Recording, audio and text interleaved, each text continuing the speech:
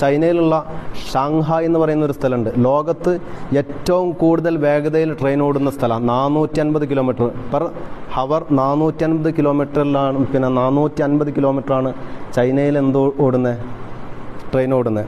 രണ്ടാമതും ചൈനയിൽ തന്നെ 350 കിലോമീറ്റർ. മൂന്നാമത് ജപ്പാൻ ആൻഡ് ഫ്രാൻസ്. നമ്മുടെ ഇന്ത്യയിലെല്ലാം ട്രെയിൻ ഓടുന്നത് 160, മാക്സിമം കൂടിക്കഴിഞ്ഞാൽ 160 കിലോമീറ്റർ. സാധാരണ ഓടുന്ന 130 കിലോമീറ്റർ. ഈ ട്രെയിൻ ഓടുന്ന വേഗത നമ്മൾക്ക് കാണണമെങ്കിൽ നമ്മൾ റമദാൻ മാസത്തിൽ പള്ളിയിൽ പോയാൽ മതി.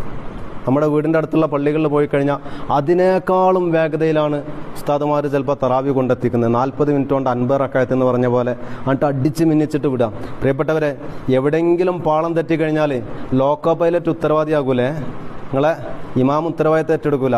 സ്രോത്തും പാലത്തിൻ്റെ മേൽ നടി തെറ്റിക്കഴിഞ്ഞാൽ ഉത്തരവാദിത്തമൊക്കെ ഇതിനിങ്ങനെ തള്ളുന്ന ആൾക്കാരുണ്ട്. ഉസ്താദെ സ്പീഡ് പോരാ എന്ന് പറഞ്ഞ് ഇങ്ങനെ തള്ളിക്കൊടുക്കുന്ന ആൾക്കാർ. പ്രിയപ്പെട്ടവരെ, റമദാൻ മാസം, ഈ കിട്ടുന്ന മാസത്തിൽ കിട്ടുന്ന ഒരു തറാവീഹ്, അത് തന്നെ നമ്മളിങ്ങനെ ആട്ടി തിരിച്ച് വിട്ട് കഴിഞ്ഞാൽ പിന്നെ എന്തേത്തിനാണ് നിസ്കരിക്കുന്നത്?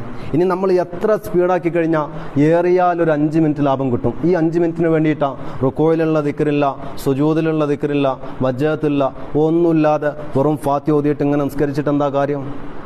അപ്പോൾ ഏതായാലും നിസ്കരിക്കുന്ന ഈ ഒരു മാസം റാഹത്തിൽ അങ്ങനെ പോകട്ടെ. ഒരു 5 മിനിറ്റ് ലേറ്റ് ആയാലും വേണ്ടിയില്ല, നല്ല റാഹത്തിൽ മനസ്സാന്നിധ്യത്തോടു കൂടി നിസ്കരിക്കണം.